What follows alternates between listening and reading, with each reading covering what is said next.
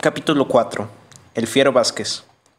Cualquier día de tarde un jinete irrumpió en la calle real de Rumi, al trote llano de su hermoso caballo negro. El apero rutilaba de piezas de plata y el hombre prolongaba hacia él la negrura lustrosa de su caballo con un gran poncho de vicuña que flotaba pesadamente al viento. Un sombrero de paño, también negro, hundido hasta las cejas de un rostro trigueño, contemplaba la mancha de sombra brillante.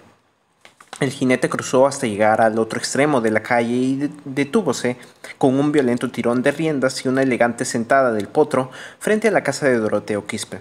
Este salió al escuchar el resoplido del animal y el resonar de las espuelas. «Llega, Vázquez, pasa, Vázquez», invitaba el dueño de la casa. El jinete había desmontado ya y con aire satisfecho mientras decía alguna cosa desataba el cabestrillo amarrado al basto delantero de la montura. Se le veía ancho y fuerte, de movimientos enérgicos y tranquilos. Sus botas dejaban huella en la tierra. Quitó la alforja y con ella al hombro pasó al corredor. Por todo el caserío se esparció la nueva con un especial acento de gravedad y misterio. «¡Ha llegado el Fiero Vázquez! ¡Llegó el Fiero Vázquez!». Llevada por Juanacha, la voz arribó a la casa del alcalde. «¡Ha llegado el Fiero Vázquez!». Rosendo Maki, que estaba sentado en el corredor en compañía de Anselmo y el perro Candela, respondió: «Que llegue». Naturalmente que ya había respondido así muchas veces y el Fiero Vázquez llegaba a Rumi cuando lo deseaba, pero la novelería de Juanacha y todo el caserío tenía que complacerse en dar y recibir la noticia. «Ha llegado el Fiero Vázquez, ha llegado el Fiero Vázquez». Para decirlo de una vez, el Fiero Vázquez era un bandido.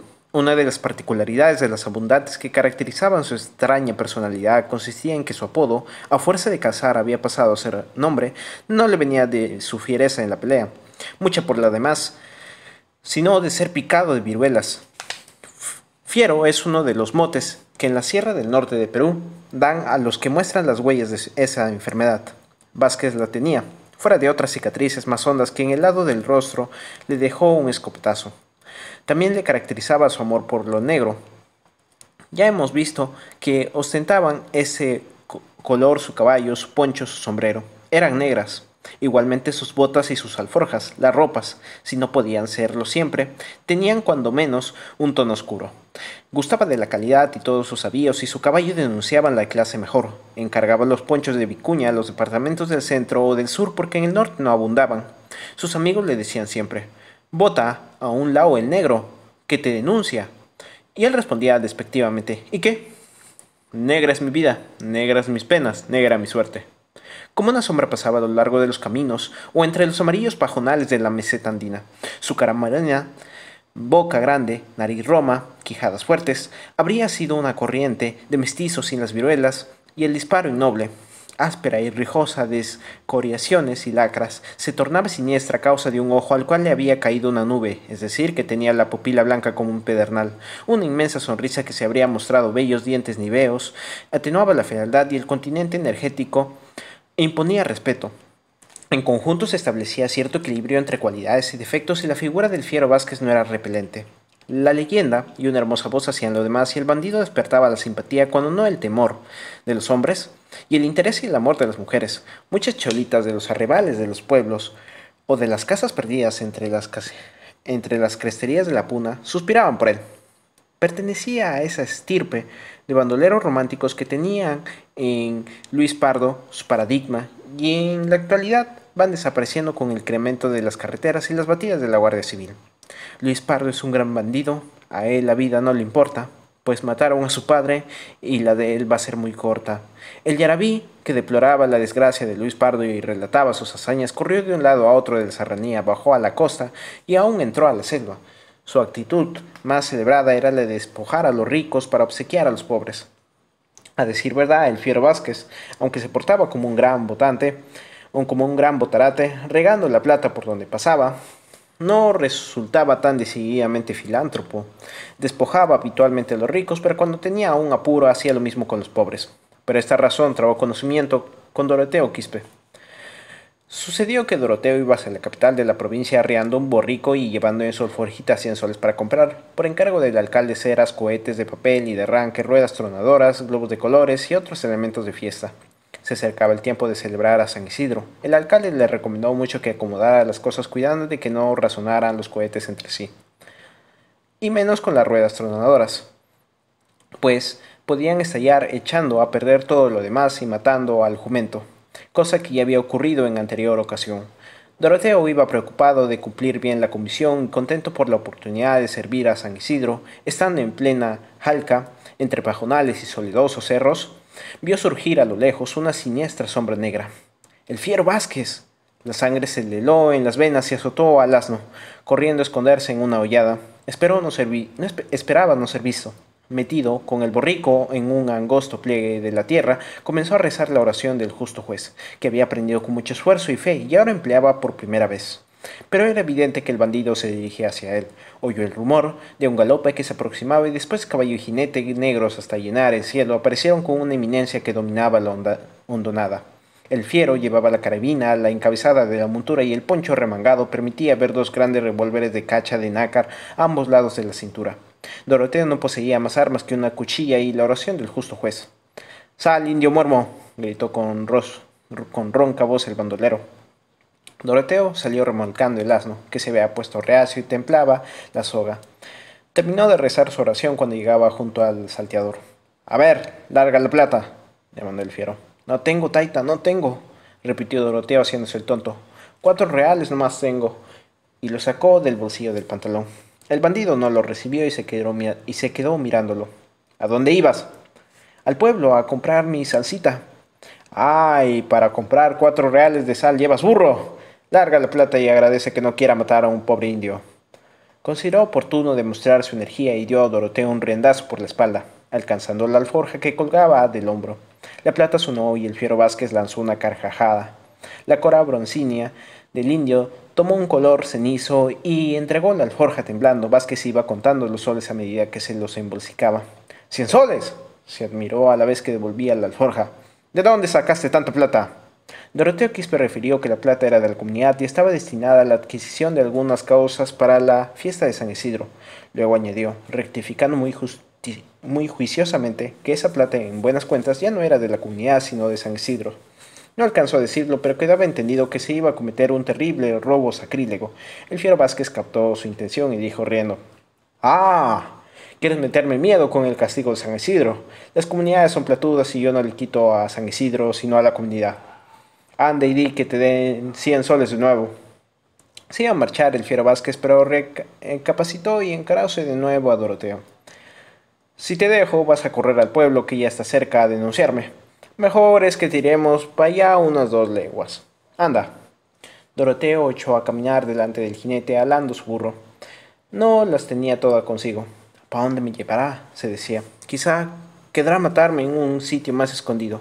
Y rezaba entre dientes la oración del justo juez. El fiero se puso a hablar. «¿Sabes? Voy admirado que no te haya metido un tiro. Lo mereces por cicatero y mentiroso propasado al querer engañarme a mí todavía. Y ahora es lo que me digo. ¿Por qué me doy el trajín de llevarte? Mejor sería enticiarte para siempre». Doroteo rezaba con mucho fervor la oración del justo juez. «¿Y qué estás ahí murmurando entre los dientes? Cuidadito, indio propasado».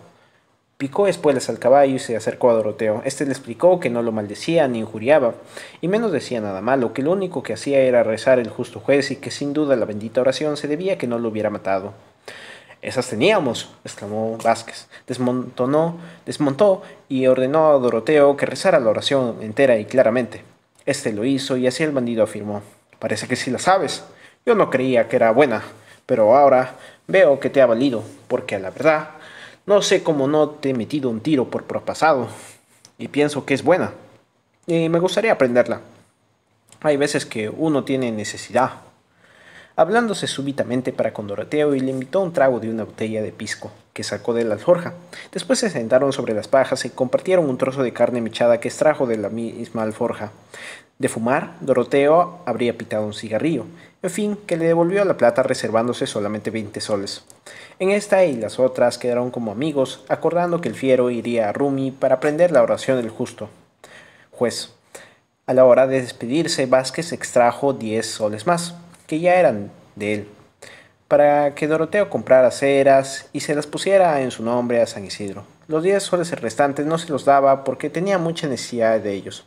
Ah, pero como amigos que eran, le obsequiaba ese pañuelo anudado en una esquina. Si alguien entre esas rocas donde comenzaba la bajada al pueblo le salía el paso, no tenía sino que mostrarle el pañuelo del nudo para seguir tranquilo. Si el asaltante insistía, lo mantendría a raya diciendo: Fiero Salvador. Desde luego que tenía que guardar el secreto. El bandolero dijo adiós, iluminó su cara destrozada con la inmensa sonrisa albeante, y cada uno se marchó por su lado. Doroteo reanudó su interrumpido viaje al pueblo y el fiero caminó hacia unos riscos para ocultar su caballo y ocultarse él mismo en espera de otro viajero. Cuando Quispe doblaba una de las últimas lomas, aún pudo distinguirlo allí currucado y sombrío en acecho. La fiesta de San Isidro pasó y el comunero se había olvidado ya del incidente cuando una tarde al oscurecer el bandido presentóse por Rumi preguntando por su amigo Doroteo Quispe. Al principio se le negaron pretextando que estaba ausente en una cosecha, pero dio la casualidad de que Doroteo saliera en ese momento a la puerta de su casa y al divisarlo fue a su encuentro. Se saludaron cordialmente y los comuneros estaban absortos de la extraña amistad que parecía existir entre Doroteo Quispe, el buen hombre familiar, cotidiano en su aptitud de rezo y siembra, y el bandolero siniestro, de azarosa existencia y leyenda tan negra como su estampa. El asunto es que siguió a Quispe hasta su casa y en ella ingresaron ambos. Las visitas se repitieron a fin de que el bifiero Vázquez supiera rezar de corrido y sin ninguna falla. El justo juez. La perfección era muy importante, pues si el rezador se equivocaba, la oración perdía toda o gran parte de su eficacia. En cambio, si la decía bien, con fe y justeza, era tan poderosa que Dios, aunque no quisiera, tenía que oírla. Una vez que lo supo, el fiero quiso pagar, pero Doroteo le respondió que no se cobraba por enseñar una oración y si quería retornar con algo, le hiciera un regalo a su mujer. El favorecido no solamente obsequió a la mujer, sino también a la cuñada, que se llamaba Casilla Ana, y a los pequeños de la familia. Cortes de tela floreada, aretes, sortijas, dulces, en fin, el terrible fiero Vázquez llegaba siempre a la casa de Doroteo y se quedaba allí. La cuñada de Doroteo, una india con madurez de 30 años y muy silenciosa, tan silenciosa que parecía haber levantado su vida dentro de un marco de silencio, le servía por sí misma la comida y le disponía el lecho. Lo tendía en el corredor, pues los perseguidos de la serranía se niegan, por sistema, a dormir en habitaciones de una sola puerta, y así eran las dos que componían las casas. En la alta noche, cuando las estrellas son más grandes alumbrando la soledad, Casiana iba a compartir ese lecho.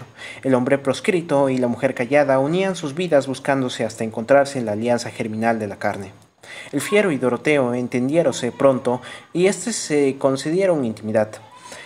Chanceaban, reían, parlando su sabor. Un día el comunero preguntó al bandido qué le había dicho uno de sus secuaces sobre su encuentro con un hombre de pañuelo anudado y santo y seña. Nada, nadita. Doroteo refirió que yendo por la puna se encontró con un hombre de aspecto salvaje, hirsuto, de sombrero rotoso, que no usaba hojotas y solo tenía calzón y un poncho que le caía sobre el torso desnudo. Su cara renegrida por el sol, la lluvia y el viento daba al mismo tiempo una impresión de ferocidad y estupidez. Esa bestia con traza de hombre lo había encañonado con una carabina mohosa sin decirle nada. Él mostró su pañuelo y la bestia no cejaba. La carabina, combinatoria, seguía demandando la bolsa o la vida con el cañón frente a su pecho. Entonces Doroteo, lleno de miedo, dijo: justo juez Salvador. Los ojuelos del animal habían dudado con un parpadeo, pero se agrandaron de pronto llenos de furia. Doroteo se dio cuenta de su equivocación y gritó: fiero Salvador, librándose de que el bruto soltara el tiro. Se había marchado sin decirle media palabra. Ah, ese es un bárbaro, explicó el fiero. No alcanza a hablar 4 palabras al día y nunca cuenta nada. No se pone hojotas porque pasa sobre las espinas y los guijarros sin sentirlos. Tampoco quiere camisa, ya que el frío no le entra. ¿Creerás que duerme en el mero suelo? Si por casualidad se acuesta en cobijas, se sofoca y pierde el sueño. Es un mismo salvaje. Lo más malo es que no entiende razones, se atiene a lo que ve con sus ojos y siente. Por eso si se le golpea es una verdadera fiera. Ya ha matado a 2 de sus compañeros. Se llama Valencio y no ha llegado a saber su apellido. Creo que ni él mismo lo sabe. Los amigos rieron del susto de Doroteo y su equivocación del santo y seña, que casi le cuesta la vida. Luego se extendieron en largos comentarios melancólicos sobre la desgraciada y elemental personalidad de Valencio. Claro que entiende algo, añadió el fiero. Si se le explica con ejemplos y también sabe de insultos. Si lo comparan con animales, el que le dice burro o bestia está perdido. Cuando comprende una orden la cumple, pase lo que pase, y es muy fiel. La noche de ese día, encontrándose Casiana en brazos del bandido, dura y tiernamente ceñida, comenzó a hablar inusitadamente. Valencio es mi hermano. Con palabras sencillas, entrecortadas a ratos debido a la emoción o la inhabilidad para pronunciarlas a media voz. Un poco desordenadamente por la falta de costumbre de narrar, le contó su historia. Ellos, sus padres y los padres de sus padres, fueron pastores de una hacienda más grande que Umay, al otro lado del pueblo vecino, a 2 o 3 días de camino desde él o quizás más. La hacienda tenía punas muy altas, muy solas, y la mujer de Doroteo Valencia y ella nacieron en esas jalcas, dentro de una casucha de piedra en pleno campo, y crecieron viendo que sus padres paseaban ovejas. Cada 14 lunas, llegaba un caporal con 2 o 3 indios a contar las ovejas y llevando sal para el ganado y para ellos. Su padre cultivaba una chacra de papas y ellos solo comían papas con sal. Las conservaban en unos hoyos cavados en las laderas. Si de la cuenta resultaba que faltaban ovejas porque se las había comido el zorro o por cualquier causa, el caporal las apuntaba en su libreta como daño. Hasta si las mataba el rayo era considerado como daño. Su padre de ese modo tenía una deuda que jamás podía pagar. Trabajaba año tras año, como habían trabajado sus antecesores, y nunca desquitaba. Los aumentos eran apuntados solamente en favor de la hacienda. No siempre podían descansar en la casucha de piedra. El caporal solía decir: váyanse a pastear por otro lado lejos. Pasear no es dar vueltas en un mismo sitio. Entonces tenían que irse por las cumbres desoladas y dormir en cavernas y en esas cónicas e improvisadas chozas de paja que parecían hongos de la puna. Así pues, se acostumbraron a no sentir el frío y por otra parte su pobreza no les permitía usar mucha ropa. Pese a que la madre hilaba y tejía todo lo posible, eran 5 pues, y apenas les daban unos cuantos vellones en el tiempo de la trasquila.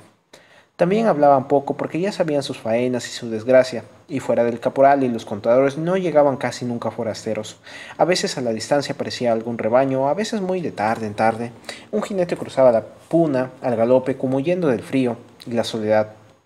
Así ellos eran pues silenciosos.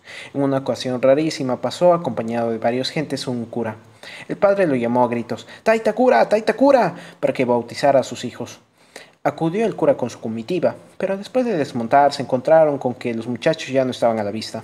Salvajes, vergonzosos, habían corrido a esconderse entre unos pedrones superpuestos que formaban una especie de guarida de zorros. Los llamaron y no quisieron salir y ni siquiera responder. Entonces el sacerdote rezó y dijo sus latines sobre las piedras, rodeado de sus acompañantes, y los avergonzados padres, terminando por echar el agua bendita y la sal por entre los intersticios de las rocas. Para evitar que se comieran las ovejas, el caporal propinaba al jefe de los pastores 10 chicotazos por cada animal que faltara. Cuando se perdían muchas, ya no llevaba la cuenta, sino que golpeaba hasta cansarse. Pero sucedía que en ciertos años las papas escaseaban debido a que la cosecha no fue buena, o porque se pudrían o brotaban en los hoyos. Entonces tenían hambre y el padre mataba a un carnero diciendo: aguantaré los látigos, pobres mis hijitos. Sabían cuándo debía llegar el caporal, pues el padre por cada luna depositaba un pedrusco en cierto lugar y así iba midiendo el tiempo. A las 12 o 14 pedruscos llegaba el caporal. Después de la cuenta de las ovejas, si es que faltaban, el caporal se ponía a regañar criando la cólera. Con que el rayo, con que la helada, con que el zorro, no, sabidazo ladrón, te las comes y todavía mientes. Ven, ven acá a pagar tu falta. Desamarraba un chicote de cuero que tenía sujeto al vasto trasero de la montura y hacía que el pastor se arrodillara. En esa gran altura, desde la cual se miraba hacia abajo los horizontes, el látigo parecía subir al cielo, para dar vuelta entre las nubes, rozando la comba azul y caer en las espaldas del padre. Este, a cada golpe, gemía sordamente, a veces rodaba sin sentido. La espalda quedaba convertida en una mancha cárrena que se prolongaba en vetas moradas hacia los flancos. Cuando se iba el caporal, la mujer le sobaba con hierbas, y así, año tras año, de generación en generación, de padres a hijos a lo largo del tiempo, los pastores heredaban la obligación, la miseria, el látigo, la inacabable deuda: huir. Lo hicieron en otro tiempo algunos, pero el hacendado los persiguió hasta encontrarlos. ¿Para qué hablar de su martirio? Los pastores se endurecieron, pues en la orfandad y en el silencio, llorando para dentro sus lágrimas, un día murió el padre, y lo enterraron en cualquier rincón de la puna. Su mujer no tardó en seguirlo. Los hijos heredaron, como de costumbre, la deuda. Un día subió el caporal pero no a contar las ovejas, sino a llevarse a lo que ahora era mujer de Doroteo Quispe, es decir, a la Paula. La señorita, hija del hacendado, iba a establecerse a la capital de la provincia y necesitaba una sirvienta. Valencio y Casiana, que eran muy mozos, se sintieron abandonados en la inmensidad de la puna. Pero, ¿qué iban a hacer? ¿A quién clamar pidiendo ayuda? Bregaron, pues.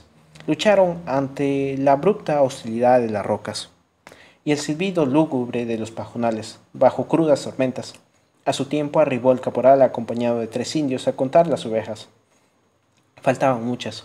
Valencio entendió que había llegado su turno y se arrodilló para recibir los latigazos.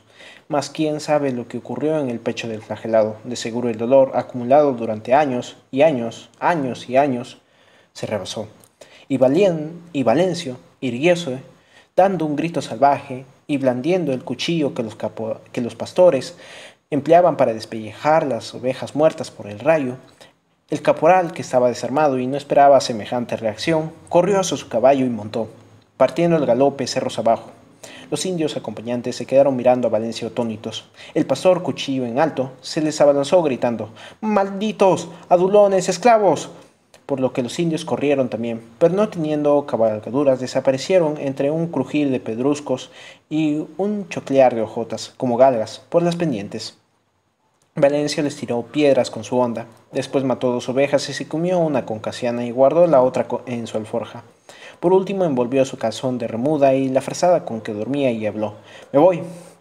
Vendrán muchos a querer pegarme». Casiana le rogó que la llevara, pero él se negó, diciendo que no sabía a dónde dirigirse ni qué vida iba a pasar. Partió, pues, solo, sin tomar ninguna dirección precisa. Avanzó y avanzó cerros allá, por los desfiladeros, por las cumbres. Al día siguiente, muy de madrugada, aparecieron el caporal y otro empleado de la hacienda armados de carabinas. Para evitar que fugara, habían planeado sorprender a Valencio durmiendo. Tuvieron que contentarse con lanzar amenazas y juramentos. A los pocos días llegó de nuevo el mal hombre con 2 indios pastores, marido y mujer, a quienes hizo entrega del rebaño. Procedían de otro lado de la hacienda y tenían una vieja deuda. Casiana, pagando la suya, les ayudaría. A ella le dijo: «No te animes a seguir el ejemplo del Valencio. Lo estamos buscando y caerá, y el día que caiga le sacaré el pellejo a latigazos».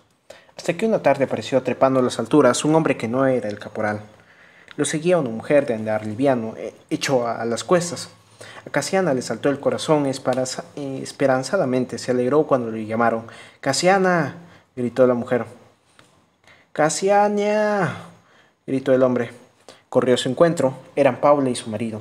Sucedía que Doroteo Quispe había conocido a la hermana en el pueblo y se la llevó robada a la comunidad. Ahora iban por ellos. Lamentando la ausencia de Valencio, partieron. De todos modos, reían al pensar en la rabia del caporal. Después las habían buscado por toda la comarca sin poderlas encontrar, y desde ese tiempo la vida cambió para las hermanas. Paula ya se veía, tenía hasta hijos. No les faltaba la comida ni la ropa, y nadie les pegaba ni les hacía trabajar a malas. Casiana no dijo felicidad, porque acaso ignoraba tal palabra. Terminó su historia murmurando: «Y yo también encontré mi hombre en vos». Y el bandolero no habló nada por temor de que le temblara la voz. Aún le quedaba el corazón para sentir el dolor de los pobres, que había sido el suyo en otro tiempo. Entendió todo lo que significaba el mismo como integración de la vida de Casiana y la estrechó amorosamente. Gratos eran los duros senos de pezones alertas. El arco leve de la luna fugaba por el cielo. Pasado un momento, Vázquez refirió también a media voz cómo se incorporó Valencio a la banda. El fiero despachó a 2 de sus hombres, armados de buenas carabinas, para que asaltaran a un negociante que debía pasar por cierto lado de la puna. Ellos fueron los que sufrieron el más raro de los asaltos. El mocetón salvaje se les presentó armado de cuchillo, demandándoles comida. Los bandoleros llevaban las carabinas a la vista y comprendieron de que se trataba de un ignorante, cambiando una rápida mirada de acuerdo. «¿Comida?», dijo uno. «Claro, hombre, aquí tengo pan y mi alforja». Hizo ademán de abrirla y el asaltante se acercó a recibir, un momento que aprovechó el otro para colocarse a su espalda y derribarlo de un colotazo en la nuca. Cuando Valencio volvió en sí, encontróse con las manos atadas a la espalda. Le hicieron contar su vida y los bandoleros celebraron su ingenuidad y sus aventuras de asaltante con grandes carcajadas. Algunos indios, después de arrojarle la alforja de cancha a sus semitas, habían echado a correr como ante el mismo demonio. Valencio dijo al fin que no se atrevía a llegar a ninguna hacienda ni pueblo por temor de ser apresado y castigado y quizá hasta muerto. Los bandoleros acordaron desatarlo y darle de comer. Una vez que se atiborró de pan y carne, tomó una actitud de hombre muy satisfecho. Cuando le propusieron irse con ellos, aceptó sin dudar. El negociante no pasó, y así fue como los enviados retornaron con el botín más extraño que se hubiera logrado hacer en la puna. Un gallo cantó anunciando el alba y el narrador, que debía irse, no pudo contar las peripecias de Valencio en el seno de la banda. Nosotros, por nuestro lado, debemos continuar nuestra historia desde el momento en que el fiero Vázquez llega una vez más a la casa de su amigo de Rumi.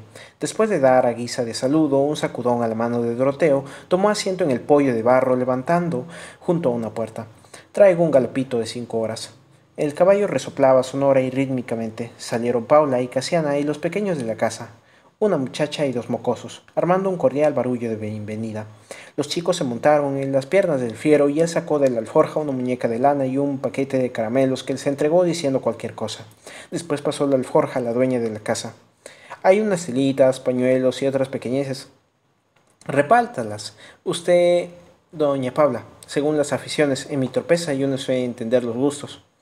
Las mujeres y los niños se fueron y Doroteo sentóse junto a su amigo. Parecía algo fatigado, considerando detalles, y al advertir el cabestrillo tirado sobre el corredor, coligió que iba a quedarse por esa noche. De otro modo lo habría dejado en su sitio, pues el caballo no necesitaba de otra sujeción que la dictada por su buena enseñanza. Podía estirarse horas y horas parado en el mismo lugar, esperando a su amo sin precisar de estaca ni soga. Se llamaba Tordo, recordando la negrura de tal pájaro, y era un fuerte y noble animal de erguida cabeza, a las que prestaba vivacidad los grandes ojos luminosos y el recio cuerpo de líneas esbeltas. Doroteo la quería tanto como su dueño, y en tiempo de verano, cuando el pasto escaseaba, se la recogía del crecido al amparo de los cercos en los bordes de las chacras. Esa vez, viendo que el fiero no tenía trazas de hablar, se levantó a aflojar la cincha a fin de que Tordo descansara mejor. Volviendo por decir algo, preguntó: ¿Todavía sabes el justo juez? Al pie de la letra, respondió el bandido. Y sin esperar que Quispe lo pidiera, se puso a repetirla con entonación un tanto solemne, ni muy despacio ni muy ligero, acentuando la voz en las demandas, pero sin romper el acento de veneración y piedad. Ambos se habían quitado el sombrero. El cabello de Vázquez se partía con raya al lado, el de Quispe era un pajonal hirsuto. Doroteo miraba con unos ojos muy pequeños que, para peor entrecerrabis, solo salvábanse de la desaparición mediante un vivo y malicioso fulgor. Su boca grande se fruncía, abultándose hasta la altura de la nariz, que por su lado era aguda y parecía estar siempre olfateando algo. No tenía, pues, el aire de un místico, Doroteo Quispe. Sí, más bien el de un zorro en acecho, o quizás el de uno de esos negros osos serranos, debido a su color oscuro y su fuerte cuerpo de torpes movimientos. El fiero decía: Justo juez, rey de reyes y señor de los señores, que siempre reinas con el Padre, el Hijo y el Espíritu Santo, ayúdame, líbrame y favoréceme, sea en el mar o en la tierra, de todos los que a ofenderme viniesen. Así como tú libraste al apóstol San Pablo y al santo profeta Jonás, que salieron libres del vientre de la ballena, así, gran Señor, favoréceme. Pues que soy tu esclavo en todas las empresas que acometa, como en toda clase de juegos, en los juegos de gallos y en las barajas, valiéndome del santo justo juez divino, autor de la Santísima Trinidad. Estas grandes potencias, estas grandes reliquias y esta santa oración me sirvan de ayuda para poder defenderme de todo, para sacar los entierros por difíciles que sean, sin ser molestado por espíritus y apariciones, para que en las ocasiones y en los campos de batalla no me ofendan las balas ni armas blancas. Las armas de mis enemigos sean todas quebradas, las armas de fuego magnetizadas, y las aventajadas y nunca vencidas. Que todos mis enemigos caigan a mis pies como cayeron los judíos de Jesucristo. Rómpanse las prisiones, los grillos, las cadenas, las chavetas, los condados, las chapas, los cerrojos. Y tú, justo juez que naciste en Jerusalén, que fuiste sacrificado en medio de los judíos, permite, oh Señor, que si viniesen mis enemigos, cuando sea perseguido, tengan ojos, no me vean, tengan boca, no me hablen, tengan manos, no me agarren, tengan piernas, no me alcancen. Con las armas de San Jorge seré armado, con las llaves de San Pedro seré encerrado en la cueva del león, metido en el arca de Noé arrencasado. Con la leche de la Virgen María seré rociado, con tu preciosísima sangre seré bautizado, por los padres que revestiste, por las 3 hostias que consagraste. Te pido, Señor, que andéis en mi compañía, que vaya y esté en mi casa con placer y alegría. El Santo Juez me ampare y la Virgen Santísima me cubra con su manto y la Santísima Trinidad sea mi constante escudo. Amén. Se pusieron los sombreros y la boca fruncida de Quispe se abrió en una sonrisa orgullosa de tal discípulo. Ahora que me acuerdo, inquirió el fiero, ¿qué quiere decir arrencasado? Y Doroteo respondió con gravedad: No sé, pero así es la oración. No necesitó dar más explicaciones. Se trataba sin duda de una palabra secreta, dueña de quién sabe qué misterioso poderes. Arrencasado. Vázquez le rindió pleitesía durante un momento y después dijo: lo raro es que todavía no tuve oportunidad de servirme de la oración. En ese momento apareció andando calmosamente apoyado en un grueso bordón de yoque el anciano Rosendo Maki. Demostró alguna sorpresa de encontrar allí a Vázquez y celebró la hospitalidad de Doroteo. Ya hemos visto nosotros que sabía que el bandolero había llegado y al encontrarlo fue. En cuanto a la hospitalidad, sepamos que había hablado con Quispe palabras dictadas por el buen juicio y que no eran muy celebratorias justamente. Las tareas del gobierno imponen a toda clase de conductores iguales o parecidas actitudes. Además, Rosendo Maki usaba las maneras amables y discretas propias de su raza y no ignoraba el refrán español que afirma, sin duda ironizando sobre ciertos métodos de colonización, que más moscas se casan con miel que a palos. El alcalde tomó asiento en una banqueta de maguey y se puso a mirar distraídamente las nubes. Había una impresión de vaga tristeza en su continente, acentuada por el poncho habano oscuro que llevaba en lugar del habitual a rayas rojas y azules. ¿Qué oí? Murmuró sin dar mucha importancia a sus palabras. ¿Una oración? ¿Hablaban de una oración? El bandido explicó con ruda y leal franqueza de lo que se trataba y entonces Rosendo Maki, dando muchos rodeos, abordó el asunto que lo había llevado a visitar la casa de Doroteo. Luego de explorar el terreno, mejor sería decir de desbrozarlo y roturarlo, haciendo la apología de la vida en pacífica relación con sus semejantes, trató de convencer al fiero Vázquez de que renunciara a esperar la oportunidad de emplear la oración para dedicarse a una existencia tranquila. Con esto dio a entender que debía ser honrada, sin pronunciar la palabra a fin de no violentar ningún concepto. Él sabía llegar con fino tacto hasta las lindes donde la sensibilidad se eriza. Vázquez lo escuchó con interés y agradecimiento, en tanto que por la faz de Quispe campeaba una maliciosa sonrisa. Cayó en silencio un tanto incómodo, tenso de interrogaciones, y el fierro decidió explicarse por fin y lo hizo en voz calmada, lenta, potente, una voz tan nítida como su sonrisa. Esa voz florecía en el silencio lóbrego de las guaridas, acuchillaba al dar el alto del atraco, murmuraba hondos arrullos en el amor y persuadía con la densidad de la convicción en la charla. Tenía un firme acento de seguridad y el fiero, así rogara, así clamara, así explicara, estaba siempre como ordenando en ella. Don Rosendo, la verdad lo que usted dice es bueno. Pero, ¿quién para el caballo desbocado si no es el barranco por donde se despeña? Acepto que también la fuerza, pero la fuerza en tal caso necesita el perdón. ¿Quién perdona? ¿Quién tiene una onza de perdón para darlo al pobre que lo necesita? Ustedes dirán que la comunidad, pero la comunidad está sola. La ley no sabe perdonar y menos los hombres. Si ustedes me escuchan, le voy a explicar. Con verdad, con todita la verdad, pues los buenos deseos deben pagarse con franqueza. Contaré cómo fui perdonado y viví varios años pasando mucho, pero sin correr de nadie, que es lo mejor, y cómo se me acabó ese perdón. El fiero estuvo contando quizá una hora, quizás dos, y aderezó su relato con abundantes detalles cuya mención íntegra demandaría abultadas páginas, sin restar los aspectos característicos ni alterar el espíritu de la narración. Preferimos ser más breves. Y era por un tiempo en que el fiero ya había caído de lleno en la mala vida, y andaba cargando fama de cuchillero y matón. En eso, pues, estaba metido porque el cuerpo se acostumbra a lo bueno como a lo malo. Ni qué decir que vivía corrido de la policía, tenía muchos enemigos. Estos eran los más peligrosos. Por delante debido al mal miedo que lo tenían calladitos, por detrás matrereando siempre. Y una noche estuvo en un baile de un lugar llamado La Pampa y a eso de la medianoche, aunque el dueño de la casa lo tajaba para que se quedara, se fue, porque así son las cosas cuando están por suceder. Su caballo caminaba con paso receloso, orejeando, y él decía: ¿qué verá? Porque hay muchas veces en que el caballo sabe más que el hombre. Sacó su revólver por si acaso, el camino se angostó entre dos cercos de tunas y magueyes y de repente ¡pum! Y él cayó al suelo bañado en sangre, sin sentido. ¿Cuánto tiempo estuvo de bruces sobre la tierra, viviendo solo con el cuerpo y no con el entendimiento, con ese cuerpo que quería vivir y no se dejaba morir? Al volver en sí, se tocó la cara destrozada y comprendió que uno de sus enemigos lo había esperado allí, armado de escopeta y disparándole un tiro con cortadillo de hierro. Se sentía muy débil y creyó que iba a morir, pero vive el que se lo resuelve. Paróse, pues, mojándose las manos en el charco de su sangre, y echó a andar. La cara le dolía y ardía, pesada, hinchada como un bocio. Los pasos le repercutían en la cara y era como si en ella tratara de derribarlo al suelo. y él la contrariara. A poco trecho encontró su caballo, pues el matrero no lo había llevado para evitar ser descubierto. El caballo lo visó y fue hacia él. Aunque resoplando y orejeando recelosamente, el pobre animal sin duda no se convencía del todo de que ese hombre temblequeante, medio curvado hacia la tierra, fuera su dueño. Se encontraron y el fiero Vázquez se abrazó del cuello y le pareció que estaba con un amigo. Pero el caballo no podía curarlo y él necesitaba ser curado. ¿Quién pues lo iba a curar en esa noche, en esa soledad, que era su vida? Pensó volver a la casa de baile, pero después sospechó que el emboscado quizá estaría por ahí y no desperdiciaría la ocasión. Viéndolo así maltrecho, para acabarlo de matar, acercó el caballo junto a una piedra y logró montar. Tuvo que sujetarse con las dos manos del basto delantero de la montura para no caer. Tizón se puso a caminar blandamente.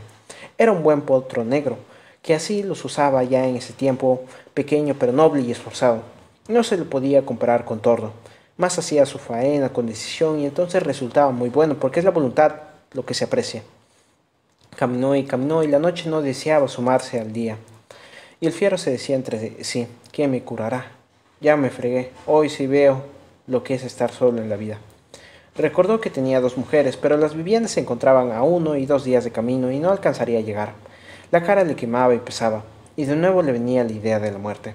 ¿Acaso el perro que le disparó, de tan perro habría revolcado el cortadillo en barro podrido o en cualquier otra porquería a fin de que si no moría de una vez se le infectaran las heridas? Suelen hacerlo así algunos malditos. Avanzaba, pues, pensando en su desgracia sin saber qué hacer. El caballo llegó a un sitio donde el camino se partía en dos y se paró. Uno iba hacia las Jalcas y el otro seguía llaneando hacia llegar al pueblo de Cajabamba. Tizón estaba acostumbrado a ir por el de la Puna, pero se paró. Pensaba con razón, pues que el caballo sabe a veces más que el hombre, y de todos modos así son las cosas cuando están por suceder. El fiero consideró que si iba hacia la Puna se moriría, en tanto que si entraba al pueblo, y recordó a una señorita que había visto, en una casa a la que iba a vender leña en ya lejanos tiempos. Era blanca y fina y tenía fama de compasiva. Aún recordaba su nombre, Elena Lynch. Según decían, se había casado ya. Hacía varios años que la vio, y ¿acaso no tendría el mismo corazón? Antes solía ser buena con los pobres. Tal vez, pues tal vez. Era cuestión de jugarse. Caminó y caminó, venía la madrugada y en las copas de los capulíes comenzaron a cantar los pájaros. Ahí estaba ya el pueblo, fresco el alba, entró que la vida vale más de una carta en la baraja. Las calles estaban solas todavía. La casa era grande y de puerta labrada, bajóse y cayó junto a ella, pero con el puño golpeó empleando sus últimas fuerzas, duro, y sintió como su toque entraba por el zaguán, ganaba los corredores y retumbaba en los paredones centenarios. Salió una sirvienta que abrió la pesada puerta y al verlo dio un grito y se fue. Qué facha tendría, bañada en sangre y contra el suelo. Después salió la misma señora Elena y él le dijo, aquí hay un desgraciado, madrecita, tenga compasión. La señora mandó llamar a dos sirvientes que lo condujeron en brazos hasta una pieza del traspatio. Uno era el caballerizo, buen muchacho con el que añudó amistad. También metieron a Tizón y él se imaginaba la apariencia muy satisfecha del caballito pelotudo y churre. Acostumbrado a llenar barriga con cualquier cosa, comiendo alfalfa junto a los finos y lustrosos caballos de pesebre. La vida de todo pobre tiene sus vueltas. La señora Elena lo curó, pues, le lavó la cara con aguas de un color y de otro, y con una pincita le sacó los cortadillos y después le puso una pomada, y por último lo vendó. Mientras le curaba le decía, ¿por qué se tratan así, hijos? ¿Qué mal hacen para que hieran así? Y él respondía, uno no sabe ni lo que hace, mamita. Se notaba que la señora tenía pena y estaba muy impresionada con la herida. Al irse dio órdenes a los sirvientes y ellos lo acostaron en una buena cama y le dieron un desayuno como para dos. Los dolores le fueron disminuyendo y ni lo sentía ya. Viéndose allí atendido, eh, sin tener el peligro de que lo apresaran o mataran, pensó que no era tan malo el mundo. Al otro día volvió a curarlo la señora y acaso porque sospechara algo recién lo viera el resto de la cara picada de viruela, le preguntó, ¿y tú quién eras? Él respondió pensado que sería malo que tratara de disimular, pues había entrado en sospechas. Vázquez, la señora Elena precisó. ¿El fiero Vázquez? Y él admitió, sí, mamita. Ella, que era tan buena como impresionable, casi se desmaya. De todos modos le curó. Y después de eso le preguntó por qué se encontraba en esa situación y cómo había caído en la desgracia. Y él le contó cuánto lo había ocurrido y cómo se desgració. cuidando de callarse, lo que le resultaba decididamente desfavorable, porque callarse algo no es mentir, palabras del fiero, cuando no preguntan por lo que se calla. Aclaraba este punto principalmente porque el marido de la señora Elena tuvo una salida. Ella le escuchó sin comentar nada y el fiero tenía temor de que lo fuera a echar. Pero cuando terminó le dijo, ya vendrá Teodoro y veré si puedo hacer algo por ti. Don Teodoro Alegría no tenía cuándo llegar. Era famoso en la región como hombre altivo, de a caballo, muy querido por el pueblo. Para el tiempo de su santo, porque era tiempo y no día, todos sus amigos y comadres y compadres le hacían regalos y acudían las dos bandas de músicos del pueblo y la celebración duraba 15 días. Por estas y otras cosas se lamentaba. Mientras tanto, el herido mejoraba y los hijos de la señora Elena iban a verlo y él los entretenía contándoles de animales del campo, pumas, zorros, cóndores. Y un día, mejor dicho, una noche de sábado, llegó don Teodoro. Su errado caballo de paso metió gran bulla en el patio y su mujer y sus hijos lo recibieron alegremente. Llegó el patrón, Teodoro, decían los sirvientes. El fiero por primera vez en su vida se sintió inquieto ante la resolución de un hombre. Cuando los sirvientes pasaban, los llamaba para preguntarles por lo que había dicho el patrón. Después de la comida y a tarde entre el caballerizo, un muchacho de nombre Emilio, a contarle, la señora se sentó a la mesa conversando del fiero con su marido. Y los niños se habrían metido para decir, una vez se encontró un puma del tamaño de un burro. Y don Teodoro soltó la risa. Al fin la señora había dicho, más parece un desgraciado que un hombre malo. Y el patrón, que era muy criollo, le había respondido, lo voy a pulsear. Y luego preguntó a los niños por el puma ese y se reía oyéndolos contar en su media lengua. Al otro día temprano apareció don Teodoro por la pieza del herido, seguido de la señora Elena. A ver, ese gran bandido, dijo entre serio y campechano. Era un hombre alto y grueso, reposado de maneras, en cuya cara blanca de rasgos españoles se destacaban unos grandes ojos negros y un bigote coposo. Vestía aún el traje de montar, que era su preferido. Aquí, patrón, respondió el fiero, que sabía decirlo justo en su momento. Aquí viviendo por la bondad de mi mamita. Entonces don Teodoro le dijo a la señora, vete tú, Elenita, y déjanos hablar a nosotros de hombre a hombre. Se fue la señora y los dos se quedaron mirando, aunque no ojo a ojo, porque el fiero tenía uno tuerto por lo demás bajo las vendas. Y don Teodoro le preguntó, según su modo de ser, es decir, entre amable y autoritario, por qué se estaba desempeñando así y le advirtió que le dijera la verdad, pues de lo contrario se iba a fregar, porque él no admitía cuentos chinos y era bueno que le fuera conociendo desde el principio. Y el fuero prometió decir la verdad, y cosa por cosa lo que le había sucedido. Entonces dijo, patrón, ¿usted tiene madre? Y don Teodoro respondió que sí, y el fiero se puso a contar. Y fue que murió su padre y él se quedó a cargo de la madre, viviendo en una casita de las postrimerías del Pampa. Al lado de la casa tenía un corralito para trigo y otro para maíz.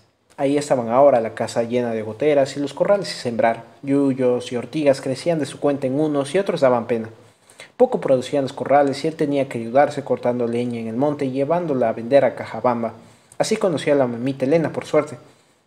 O contratándose como peón haciendo cualquier cosa, lo que fuera, con tal de tener a la madre sin que nada le faltara. Hasta llegó a juntar boñiga seca para un tejero que quemaba con ella sus tejas. Una vez fue contratado por un negociante de ganado que llevaba reses a la costa para que le ayudara en el arreo y en eso aprendió el negocio y comenzó a comprar y vender reses. Hoy una y mañana dos y así fue progresando. En el trajín se alejaba de la casa 15 días, un mes, y tenía un vecino llamado Malaquías, muy maldito, el que por su lado era dueño de un toro que se le padecía. Y el toro saltaba a las cercas y se metía al trigo o al maíz de ellos y don Malaquías, que era hombre pudiente, ni siquiera hacía por sacarlo. Estando el hijo ausente, la madre tenía que corretear detrás para que no acabara con las siembras. Así fue aquella vez desdichada, solo que el toro había entrado con otro rompiendo potrillo y una noche se comieron el trigo. Y amaneció y don Malaquías miraba el destrozo como si no hubiera pasado nada. La madre le dijo, me pagará don Malaquías, ¿por qué no pone en otro sitio sus animales? Usted tiene tanto sitio y no se le da la gana. Mi pobre hijo hasta alquila yunta para sembrar y usted deja que sus animales aumenten nuestra pobreza.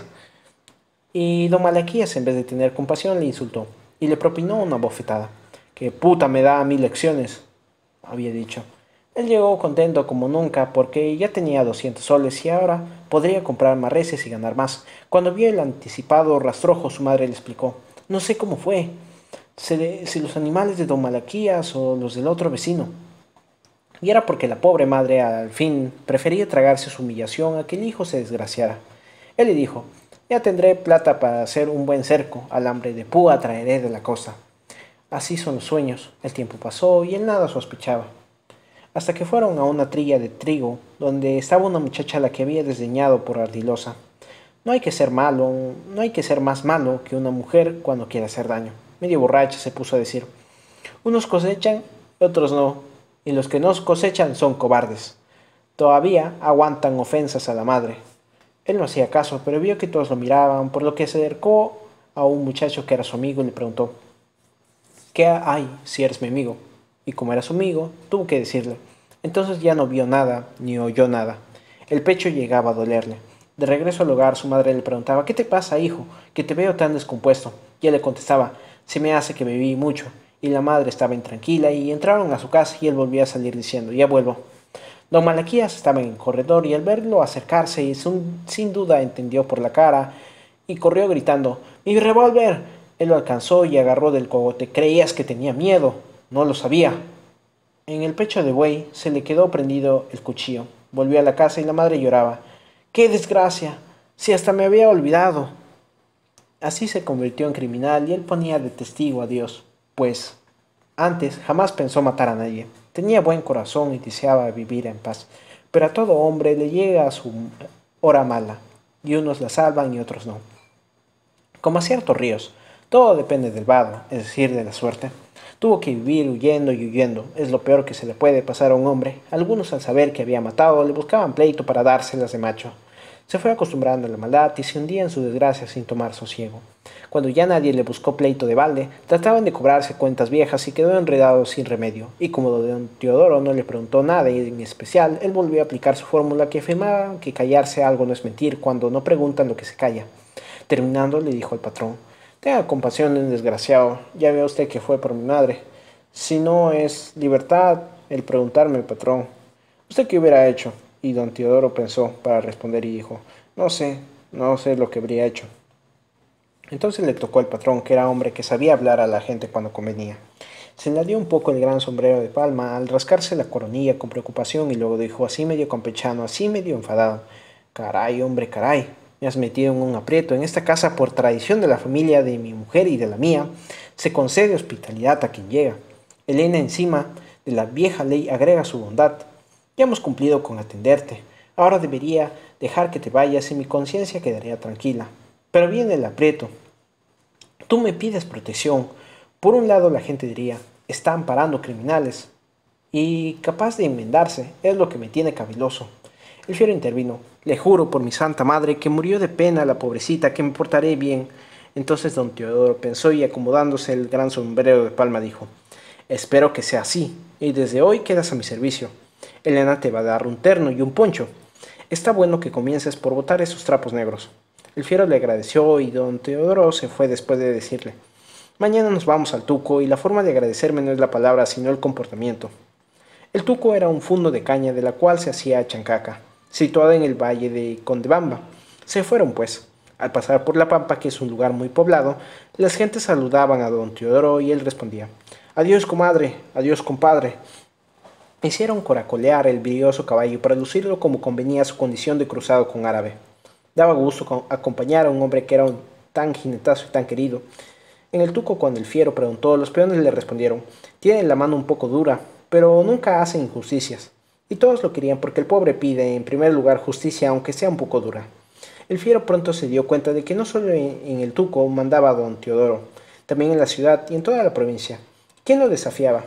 Él era joven y poderoso y los tenía todos en un puño. El fiero estaba orgulloso de su patrón y se habría hecho matar por él, y así muchos.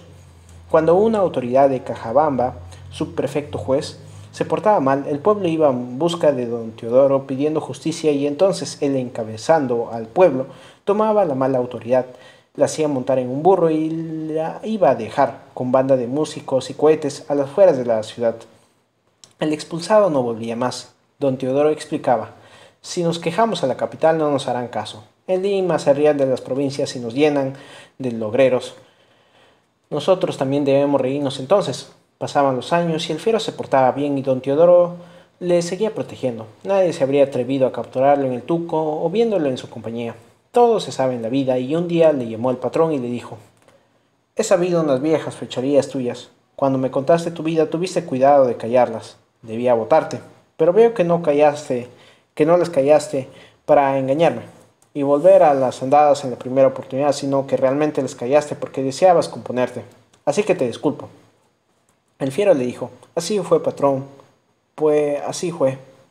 Y se quedó muy impresionado. Seguían pasando los años, el fiero pegado a su patrón, de cosas que les ocurrieron.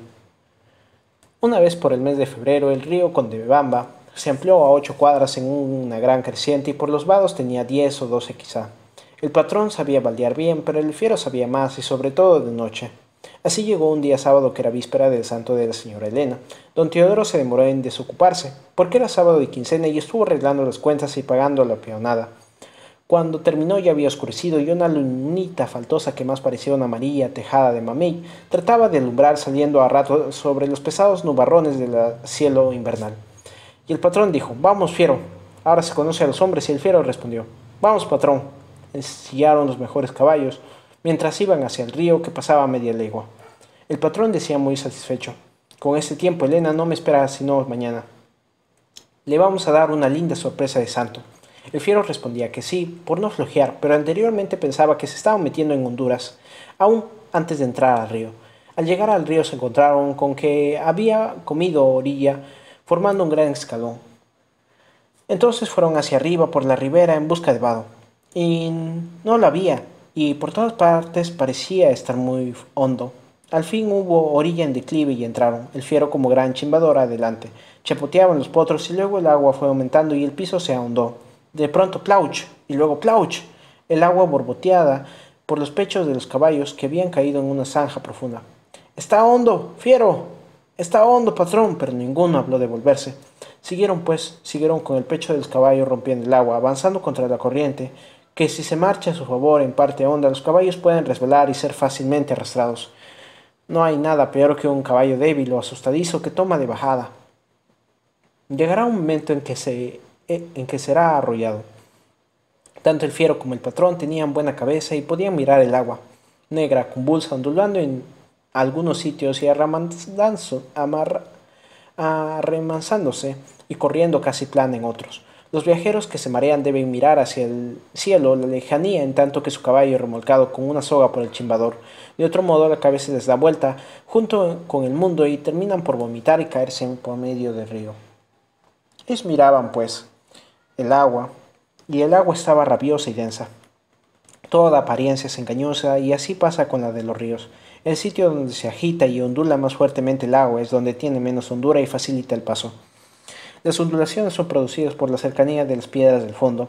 Al contrario, el lugar de aspecto tranquilo, allí donde el agua corre blandamente, es peligroso por su hondura y puede trabarse con facilidad a caballo y jinete. El río Condebamba, en tiempos de invierno, se llena y tiene todo el ancho de su cauce cubierto de agua, encontrándose peligrosamente dividido por lo bajo en canales, en brazos, en zajas, en recodos, que a su vez tienen pozas y remolinos. De repente el agua llega a solo los corvejones y de repente puede tapar el jinete. Era hermoso y riesgoso cruzar ese gran río, si ha de tener un caballo fuerte, ojo experto y sangre fría.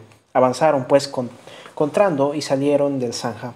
El agua pasaba ya al pie de los estribos. De toda la amplitud del río de allá para acá, de arriba para abajo, hasta donde alcanzaba la vista, se elevaba un murmullo monótono y interminable, parecido a un rezongo o una advertencia dicha en voz cascada. La luz se animó a alumbrar un poco y el fiero oteó los pasos. Como el agua en ese sitio no era caudalosa, tomaron de bajada para sortear unos canales y pozas que se notaban un poco después, y los bordearon, que el pedrerío se había amontonado más abajo, formando una especie de muro de represa. Luego tomaron de subida, el agua se hondó y los caballos levantaban los hocicos para no sumergirlos. Los jinetes tenían las piernas empapadas y sentían la dentellada terca del agua en las carnes y abajo la vacilación del piso de piedras y cascajo. «¡Vayo! ¡Vayo!», gritaban alentando al haz de nervios tensos que eran los potros. Estos se encrespaban, avanzaban como tentando el piso, resoplando inquietamente. El agua de rato en rato parecía crecer, parecía voltarse, hincharse, parecía volverse inmensa. Sin duda estaba lloviendo más arriba. Una avenida comenzaba a llegar. Podía traer inclusive palos. entonces estarían perdidos. ¡Bayo, Bayo! Sus voces sonaban dura y enérgicamente en la noche. Salieron una vez más de otra parte honda, y estuvieron de arriba para abajo, con bastante fortuna, eludiendo malos pasos o venciéndolos cuando no había otro remedio. Ya se encontraban más arriba de medio río y notaron que el agua se había cargado hacia esa parte, formando grandes bancos de piedra y arena y hondos brazos. La luna se opacó entre nubes deshilachadas y no se veía muy bien, y el fiero se hallaba al filo de un banco escrutando el agua cuando de repente ¡ploch! Se hundió. El deleznable banco cedió y el caballo y jinete se perdieron en un hondo brazo. Chapoteó el caballo tratando de nadar, el jinete lo aligeró de su peso tirándose a un lado, y ambos fueron arrastrados por la corriente. ¿Qué había hecho el patrón Teodoro? El patrón iba inmediatamente detrás, ceñido a sus banqueanos, y estaba que ahora tenía que entendérselas solos. Los vio desaparecer en la distancia y pensando que acaso saldrían más abajo llamó «¡Fiero! ¡Fiero!». Solo le respondió el rumor tenaz del agua embravecida. Él sabía vadear también y resolvió pasar de todos modos. Tomó hacia arriba, ladeándose un poco para el centro del río a fin de alejarse de los filos del banco que podían ceder. Su caballo estaba nervioso y a cada momento quería hacer una locura, es decir, continuar por donde desapareció el guía. Más arriba la corriente se aplacaba y el brazo tomaba amplitud. Pasaba que ahí donde se hundió el fiero, el brazo se había encajonado, acumulando violencia en el declive. Don Teodoro lo vio así, a la luz de la luna que había asomado de entre las nubes.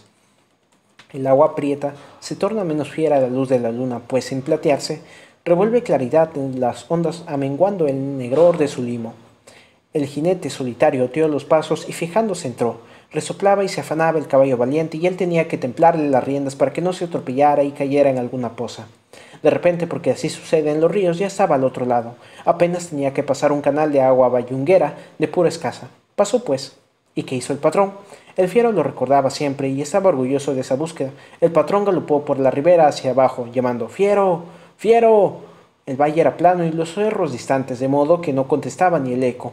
Solo el rumor del río tenaz y ronco. Entonces el patrón encendió una fogata con una caja de fósforos que por precaución era bien vaquianito.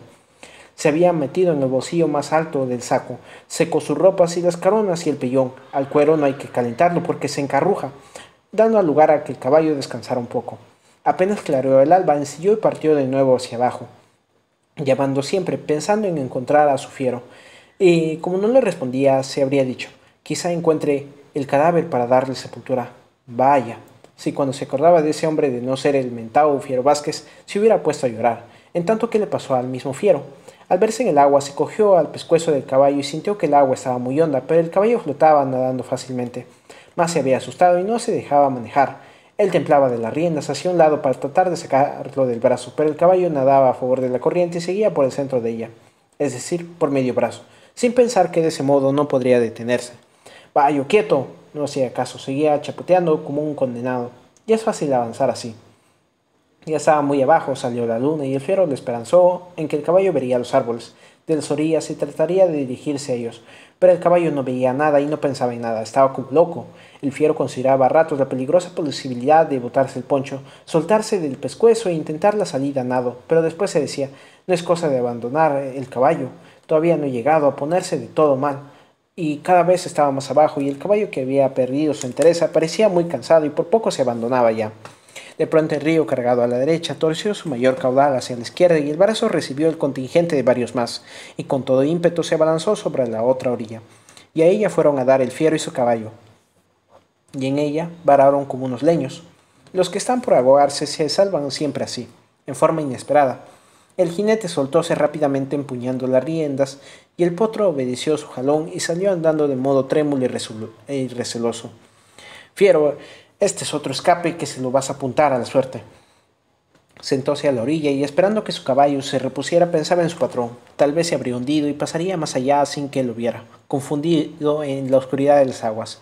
De todos modos, un caballo es notorio y de pasar lo habría visto, aunque quizás el caballo salió solo, o tal vez habían salido los dos y el patrón seguía su camino dándolo a él por muerto. Clareó el día y no veían ningún hombre por ningún lado, solo agua en el río y en las orillas árboles ralos. Un poco más abajo de donde se hallaba se retorcía un gran remolino donde bien se pudo ahogar si no vara. Tuvo suerte al flotar en el chiflón de más corriente. Así es el destino del hombre. No le habría importado encontrarse en la orilla de partida de no ser por la ausencia del patrón. ¿Qué sería de él? ¿Qué sería? Se puso a arreglar el caballo lentamente. De pronto sonó una voz. ¡Oh! ¡Oh! Lejos, muy lejos. Y a poco rato el grito se fue acercando y después le pareció que surgía a su lado. Era esa la voz. El propio don Teodoro apareció luego en la otra orilla. Gritó a su vez al fiero y fue visto y ambos agitaron los sombreros, haciéndose señas. Caminaron ribera abajo hasta que el agua volteó otra vez hacia la derecha, pero blandamente, formando un vado ancho. Pocas partes hondas había y por esto el placer de verse y la luz del día, chimbar fue fácil. El fiero pasó jineteando un caballo de nuevo. Era gallardo. Al encontrarse con el patrón, contándose sus penurias, comieron unos frutos de zapote dulce que había por ahí y siguieron viaje. Atrás quedaba el río ancho y asolapado, negro de lodo, repleto de aguas matreras, que enturbiaba para impedir que los cristianos vieran las profundidades voraces. Lo habían cruzado una vez más con valor y destreza, y la misma emoción de sufrimiento y triunfo los aproximaba cordialmente. Seguía pasando el tiempo. Una vez, estando en Cajabamba, don Teodoro le llamó en presencia de varios de sus amigos y le dijo: «Debo esta plata a Luis Rabines y se la vas a llevar. Él está en su hacienda. Le entrego 2000 soles contantes y sonantes». Y el fiero los echó a su alforja, ensilló su caballo y partió. Caminó un día para entregar el dinero y por la tarde del siguiente llegó al regreso. El patrón lo recibió con naturalidad sin comentar nada, dándole a entender que no había dudado. Los sirvientes le refirieron más tarde que los amigos habían dicho: «¿Por qué haces eso? Este se va a fugar con el dinero». Don Teodoro le respondió: «Lo ha vuelto a ser un hombre honrado». Esa noche, en la soledad de su cuarto, el fiero sí lloró de gusto. Sí tenía fe en él, se confiaba en su honradez, se lo había rehabilitado. El fiero, para mejor, encontró quien lo quisiera en Gumersinda, muchacha agraciada, que era hija de uno de los peones del Tuco, y le comenzó a encontrar gusto a la vida, que le parecía muy buena. Un día quiso irse a sus tierras de la Pampa, y su patrón le dijo: «¿Crees que te han perdonado ya? Espérate otro tiempo todavía. A los hombres les disgusta mucho que alguien que ha caído se rehabilite, triunfe y llegue a ser más que ellos. No te muestres todavía por ahí. Hay que conocer el negro corazón humano». El fiero pensó que acaso el patrón no quería dejarlo ir para que le trabajara y lo estimó menos. Se dijo al quedarse: «Le tengo una deuda de gratitud que voy a pagarla con otros cuantos años. No hay que dejarse llevar del primer impulso y la vida hace ver lo que no se quiso ver desde un comienzo». Y en esos años pasaron muchas cosas, y el fiero se olvidó de que se había quedado por pagar algo. Lo más notable fue la toma de Marcaval, hacienda de la familia de la señora Elena. Mediante turbias maniobras cayó en manos de un mal hombre que, tratando de adueñarse de ella, armó gente y se puso a administrarla como cosa propia. Los dueños pensaron meter juicio, pero don Teodoro dijo: «¿Juicio? Durará 20 años. Yo voy a tomarla». Para un gallo hay siempre otro gallo, y don Teodoro armó también a su gente. 15 hombres bien templados. ¿Para qué? Se fueron pues. El usurpador tenía noticias de la expedición y puso vigilantes. Desde el lugar llamado Cazahuate, cada legua, fueron tropezándose con un indio que tenía por misión correr hasta donde encontrara a otro, que debía correr a su vez a dar aviso al siguiente, que partiría también hasta el lugar del cuarto y así sucesivamente, formando una cadena. Pensaban los ocupantes de Marcaval que de ese modo podrían tener conocimiento pleno de los movimientos de don Teodoro y estar prevenidos para repeler cualquier ataque. No contaron con que los indios querían a don Teodoro. Así fue como el primer vigilante, en vez de echar a correr, apenas los columbró para dar aviso al siguiente. Esperó con tranquilidad y cuando estuvieron cerca se adelantó a saludar a don Teodoro. Sombrero en mano: «Buenos días, patroncito». Él le preguntó: «¿Qué haces aquí?». Y entonces supieron todo, y el indio se plegó a la expedición. Con el siguiente pasó lo mismo, y así con todos los que iban encontrando. Algunos decían: «¡Ay, patrón! Usted viene a salvarnos de ese maldito», y contaban los abusos que cometía respaldado por la gente armada. Don Teodoro los consolaba y decía a sus acompañantes: «Esta es la historia más aplicada. Ese bruto se cree un inca y vean lo que está resultando los chasquis». Porque en tiempos antiguos hubo unos tales incas que usaban cadenas de mensajeros llamados chasquis. Avanzaban pues y los chasquis ya eran 8 caminando tras la expedición. Así subieron una cuesta muy empinada, una lengua antes de llegar a la hacienda. Encontraron al último chasqui. Entonces el patrón, que conocía mucho a la hacienda, dijo: «La sorpresa debe ser completa. No llegamos por el camino acostumbrado, hay que dar vuelta por la loma del Cando». Y apartando camino, entraron a unos potreros y caminaron por las holladas para no ser vistos desde lejos.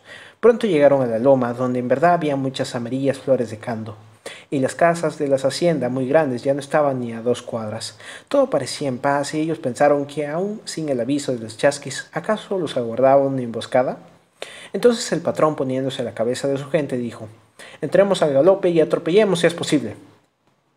Que entraron pues al galope como un ventarrón, de modo que el centinela que estaba sentado en las gradas de la casa más grande apenas tuvo tiempo de levantarse para disparar sobre don Teodoro, pero ya llegaba el fiero, que levantando su fusil tendió al centinela de un culatazo en el cogote. Allí quedó exánime, y la pelea que debió venir, nada, ni un tiro, la casa estaba sola. Entraron a las habitaciones sin encontrar a nadie. En la cocina se aclaró el misterio. Las indias que estaban allí preparando la comida les informaron que los ocupantes, confiados en sus medidas, se habían ido tranquilamente a bañar y nadar un poco en la quebrada que corría cerca. Inclusive habían dejado sus armas, 20 rifles, encargando al único vigilante que los fuera a llamar si sabía algo. Don Teodoro ordenó a sus acompañantes que tomaran esas armas, que fueron encontradas en un cuarto. Y luego les dijo: «Vamos a divertirnos un poco, muchachos». Avanzaron hacia la quebrada y desde lejos distinguieron a los confiados. Se los pidió rodear y apresar, pero el patrón no quiso hacerlo. Estaban muy alegres. Don Teodoro dijo a su gente: «2 descargas al aire, muchachos». Y los 15 hombres dispararon sus rifles y los bañistas se sobrecogieron de pánico. Cogiendo sus ropas y sin hacer siquiera por ponérselas, echaron a correr desnudos por los campos. Los indios de los alrededores, al oír de las descargas, se asomaron a la puerta de sus casuchas a ver qué pasaba. Y don Teodoro ordenó a sus hombres, que se morían de risa: «Sigan disparando». Y los calatos corrían y corrían por un lado y otro, hasta que fueron desapareciendo tras matorrales y pedrones, desde donde surgían ya vestidos, para continuar su fuga. En media hora no quedó ni uno a la vista. De regreso a la casa se encontraron con que la exánime acababa de volver en sí, atendido por las indias. El pobre hombre creyó que lo iban a matar. «¿Piensas que soy de la calaña de tu jefe?», le dijo don Teodoro. Y luego, sin que acabara de salir de su asombro: «Vete, vete inmediatamente, y dile a ese perro de Carlos Esteban», así se llamaba el usurpador, «que no le he matado por lástima». De tales salidas tenía el patrón. De ese modo era el tiempo en su compañía. Aún recordaba el fiero las 20 gallinas fritas que prepararon las indias cocineras para agasajar a don Teodoro y su gente. Se las asentó con unos largos tragos de pisco. La vida era muy buena. Y pasó el tiempo. Llegó el tiempo en que el mismo patrón vendió el tuco y compró la hacienda Marcabal a la familia de su mujer. Entonces el fiero le pidió que lo dejara irse a vivir en sus terrenitos y el patrón le dijo: «Vete y acuérdate de lo que te hablé». No obstante, todo parecía favorable. Hasta los parientes de don Malaquía se habían marchado. Verdad que la pequeña propiedad estaba en ruinas, pero el fiero y Gumersinda, que ya tenían un hijo, bregaron duro para retechar, deshiervar, remedar cercos y ablandar la tierra apelmazada. En eso, una comisión del pueblo de Cajabamba fue a buscar a don Teodoro a su nueva hacienda para pedirle que aceptara la candidatura a la diputación por la provincia. Nadie se atrevió a disputársela y fue elegido y se marchó a Lima. Y el fiero tuvo mucha pena, pues apreciaba la presencia de don Teodoro en la región como una compañía. Se sintió solo y hasta le pareció que rondaban en torno a él, que lo espiaban. Resultó verdad. Una tarde, en circunstancias en que se hallaba porcando el maíz, un hombre que pasaba como un simple transeúnte se paró de súbito junto al cerco, sacó su revólver y le hizo un tiro. El fiero se arrojó al suelo fingiéndose muerto a la vez que se llevaba la mano al revólver. El atacante, sin despegarle la vista, empujó la tranquera y se dirigió a él con el arma empuñada, seguramente decidido a rematarlo. El fiero continuaba inmóvil, pues sabía que el menor movimiento significaba la muerte. Pero el atacante debió pasar una ancha acequia, y cuando miró al sitio por donde iba a saltar, en ese mismo instante el fiero aprovechó para sacar el revólver y dispararle. Cayó dentro de la acequia con el pecho atravesado. Todo había ocurrido en un tiempo brevísimo. Atraídos por la curiosidad, llegaron algunos vecinos y unos arrieros que pasaban. Su mujer ya estaba junto a él, sin saber qué hacer. «¿Usted lo conoce? ¿Quién es? ¿Por qué lo ha matado?». Y el fiero comentó la verdad. Contó cómo había pasado y dijo además que no conocía al muerto y en verdad nunca había visto a ese hombre, o por lo menos no lo recordaba. Pero los vecinos se pusieron a comentar agresivamente: «Eso dice, pero falta ver si es cierto. ¿Quién no sabe qué mató a don Malaquías? Estuvo llevando mal la vida hasta que don Teodoro lo compuso. Ahora que don Teodoro se fue, vuelve a la maldad. Vámonos, nos vaya a matar. Habrá que dar parte al juez». Gumersinda se puso a llorar, y también, sin saber de lo que se trataba, gimió desesperadamente su pequeño hijo. Había matado en defensa propia, pero nada le valdría. Nadie lo quería perdonar. Era cierto lo que le dijo el patrón, y el patrón estaba tan lejos. El fiero vio su vida deshecha. Abrazó a su mujer y a su hijo y se fue, prometiéndoles volver. A los 6 meses regresó y encontró la casa vacía. Un peón del Tuco le contó que Gumersinda fue llevada a la cárcel como cómplice y que su hijo murió en la misma cárcel, con la peste. Que los gendarmes habían violado a Gumersinda entrando de noche a la celda, donde estaba encerrada y a consecuencia de eso se enfermó de un mal muy feo, y tuvo que decírselo al padre cuando ésta fue a verla. Había llorado mucho la pobre. El padre, de vuelta a Tuco, comentó: yo le advertí que no se enredara con ese maldito criminal. Pero Gurmencinda ya no estaba en la cárcel. El juez le había ofrecido su libertad a cambio de que fuera a servir de cocinera en su casa y ella, viéndose tan mal y sin tener cuándo salir, había aceptado.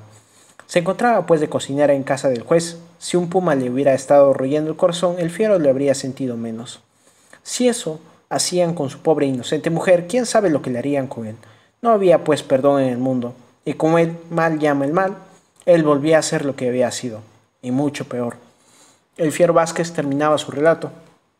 Habían salido a escucharlo Casiana y Paula, y también estaban allí el regidor Toribio Medrano, el joven Calixto Paucar y otros indios que pasaban por la calle y fueron, uno a uno, deteniéndose. Recién se notaba todo eso porque mientras Vázquez habló lo escuchaban hasta con los ojos. Me puse a metrerear, continuó el fiero, y una vez me encontré con uno que era de la banda de la Puna de Gallegán y me fui. Ahí aprendí todo lo que no sabía. Tuve suerte de volar antes de que pescaran a los de esa banda, que dicen que tuvieron muy fea muerte. El tiempo había corrido sin sentirlo. El ocaso estaba ya prodignando su cotidiana orgía de color. En ese momento pasaba a caballo yendo hacia la Puna el gobernador Zenobio García, seguido de 3 hombres. Todos llevaban carabinas. García vio al fiero, saludó a Rosendo y continuó de largo. O no se atrevió a tomar al bandido o iba derecho a hacer otra cosa. Vázquez se llevó la mano al revólver y estuvo atisbando a los jinetes hasta que se perdieron tras la curva lejana.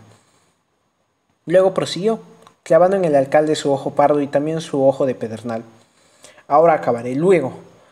¿Qué quiere que haga, don Rosendo? ¿Volver donde mi patrón Teodoro? Él ya está en su hacienda.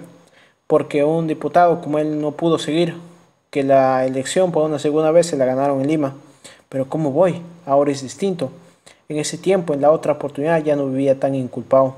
Ahora iría a comprometerlo. La piedra que rueba no acaba sino despedazándose o cuando llega al fondo. Yo no me termino de despedazar todavía y rodaré hasta mi fondo. ¿Qué será la sepultura? ¿Qué hago? Rosendo Maqui preocupadamente se golpeó con su bordón de yoke al filo de los ojotas y dijo: es lo que pienso. Usted sabe que siempre lo recibimos con buena voluntad. Si usted deja esa vida, podremos todavía. ¿Qué tendría que cultivar a la tierra? De otro modo, sería difícil recibirlo aquí. Tenemos juicio y eso es delicado. Quién sabe, usted comprende si empuñan que usted llega para acá y digan que somos apañadores cuando muy menos. El fiero sonrió tristemente mostrando sus dientes blanquísimos y miró a Casiana. Junto a la puerta estaba su mujer de ahora, buena, codiciable a pesar de no ser buena moza. Tenía el atractivo del vigor, su silencio de puña la ceñía obstinadamente con acrecentada tristeza. Ya no podría venir a verla. El proscrito lo era más cada día. Pero él había llegado a Rumi esa tarde precisamente para hablar con Rosendo. Yo casualmente de lo del juicio venía a hablarle. Es de cuidado. Como amigo les digo que es de cuidado. No me pregunte cómo sé, pero andan metidos con don Amenábar, ese perro del cenobio que acaba de pasar y ese otro sinvergüenza del mágico. En parlas andan, en conversas, yo le digo que es de cuidado. ¿Dónde cree que va el cenobio a estas horas? Y con carabinas y guardaespaldas, ¿por qué? Nunca han tenido carabinas. Seguro que hoy se quedan en Humay. ¿De dónde tanta amistad? Yo lo sé, y no me pregunte cómo, don Rosendo. Usted quiere que siembre. A lo que resulte, ni Dios permita. Puede que ni ustedes tengan donde sembrar. Rosendo Maqui trató de mantenerse grave y digno. Doroteo Quispe miraba a su amigo como diciendo: este es un hombre al que no se le escapa nada. Casiana pensaba en el alejamiento de su marido con una angustiosa crispación de su cuerpo. Los demás no terminaban de comprender, sospechando que el bandido estaba en el secreto de grandes y trágicos destinos. Ya había caído la noche, en el corredor ardía un candil y todos guarecieron sus dudas en un mutismo lleno de pensamientos. Doroteo Quispe, a fin de desencillar, preguntó a su amigo si se quedaba y él respondió: me iba a quedar, pero no traje mi carabina y no sea que el cenobio y sus gentes adelantados con sus armas estén por ahí dando la vuelta para caerme de noche sobredormido. Me voy ahora mismo. El fiero Vázquez revisó la carga de su revólver, arregló su caballo y partió. A poco trecho se diluyó en la sombra.